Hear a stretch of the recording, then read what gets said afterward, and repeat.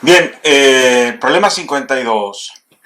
Se trata de una varilla delgada sin masa que está sosteniendo dos partículas, dos objetos de masas m igual. Digamos que los estamos colocando así con cuidado en un punto de apoyo. No está en el centro, esto mide 1 metro, pero tiene 20 centímetros hacia un extremo y 80 hacia el otro. Se pone y se suelta. ¿Qué va a pasar? Pues la lógica, el sentido común nos dice que esto pues va a irse hacia la que tenga el brazo de palanca más largo, ¿no? Si lo pensamos en términos de lo que hemos estado viendo, pues la torca va a ser mayor en este lado porque la R es mayor, ¿no? R cruz F, la F es la misma porque es la fuerza gravitacional, es el peso. En ambos casos el peso es el mismo. Es la misma F, pero va a tener una R diferente y entonces la torca de este lado, ¿sí? La que entra va a ser más grande que la torca que sale. Entonces nos tiene que dar negativo. Lo que nos piden, el problema, es calcular la aceleración lineal que tendrían cada una de estas masas si los dejamos y los soltamos. ¿Ok? De eso se trata el problema. Bien, entonces, hay que usar los conceptos de torca que vimos en el problema anterior. Entonces, en un caso, tendríamos que, si queremos escribir la segunda ley de Newton así curada, tendríamos que la suma de torcas debe ser el cambio del momento angular con respecto al tiempo. Y entonces esto es el cambio de I por omega.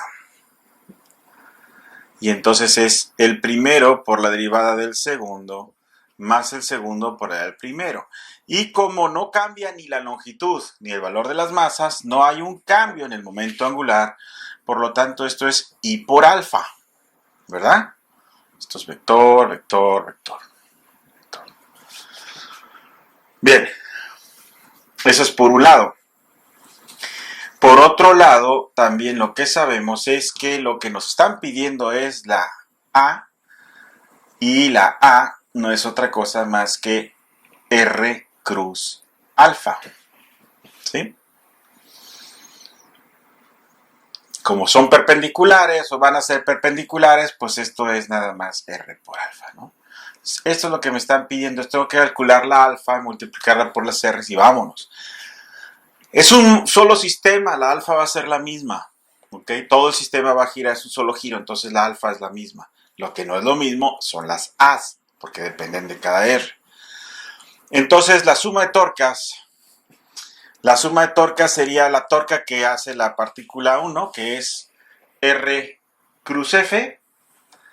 Entonces es R1 cruz F1, más la otra torca que sería R2 cruz F2. Y eso debe ser igual a el momento de inercia por la aceleración angular.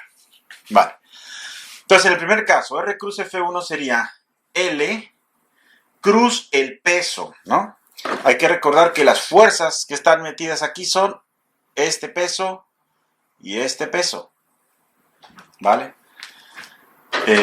Y ahí no hay para dónde hacerse, ¿no? Entonces, estos son 90 grados, es R por F, por el seno de 90, entonces este caso sería L1 por el peso 1, que es masa por gravedad. Y ya está, eso en la dirección K. Más el otro sería R cruz F, y ese es negativo, ¿no? Por la regla de la mano derecha. Entonces sería L2mg K. Y esto va a ser igual. ¿Cuál es el momento de inercia? La I. La I pues es la suma de las dos I. Se me olvidó escribir esto así. Es la suma de las I's por alfa, ¿no?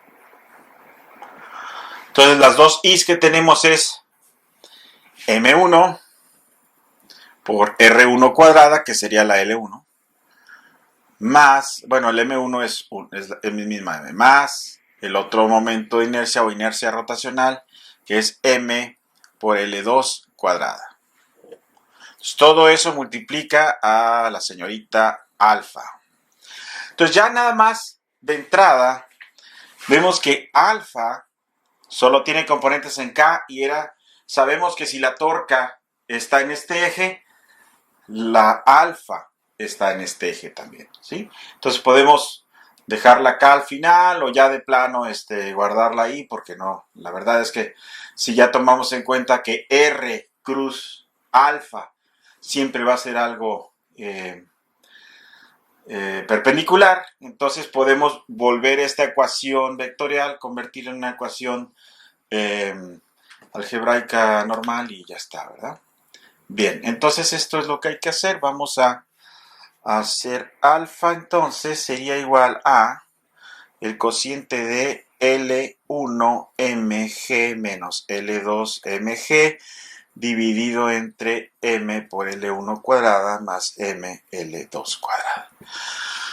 Entonces, vemos que podemos factorizar arriba el mg por L1 menos L2 y abajo factorizamos la m por L1 cuadrada más L2 cuadrada. Las m se van y ya está.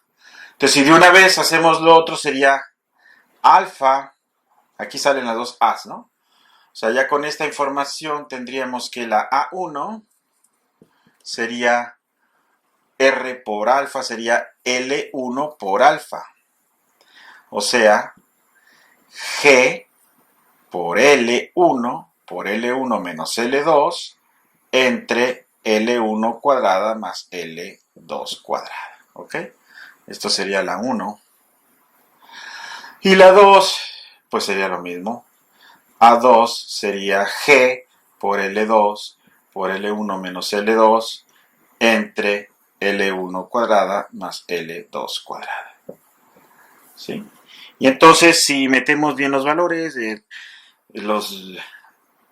si se fijan, quedando en términos de G, es interesante porque no necesitamos convertir estos centímetros a metros, ¿sí? Porque arriba nos va a quedar centímetros cuadrados y abajo nos quedaría metros cuadrados, ¿no? O sea, ya metiendo todos los numeritos mágicos, esto me da 1.73 para la 1, o sea, A1 es 1.73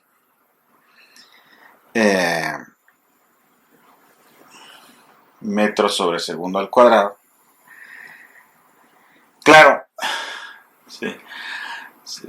si se la llevan con todo y el vector, esto nos va a dar que apunta hacia arriba, ¿no?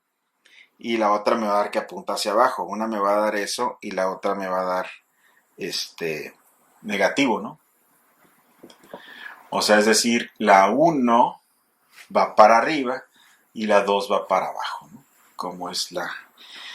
Pero como nos pedían las magnitudes, o sea, la verdad es que el signo menos se lo pueden ahorrar ustedes, no pasa nada, nomás lo pongo aquí por cultura, ¿no? Entonces estos serían, como vectores, serían en la dirección J, los dos, porque serían la 1 sube y la 2 baja, como nuestra intuición primaria nos lo dijo, ¿no? O sea, cuando vimos, no, pues el que tiene más brazo va a jalar para este lado. Efectivamente, su aceleración tangencial en el momento en que lo soltamos va en la dirección negativa de las Jotas y la otra, evidentemente, la dirección positiva. Entonces, como pueden ver, las aceleraciones lineales son diferentes, aunque en todo el sistema tuvimos una misma aceleración angular alfa.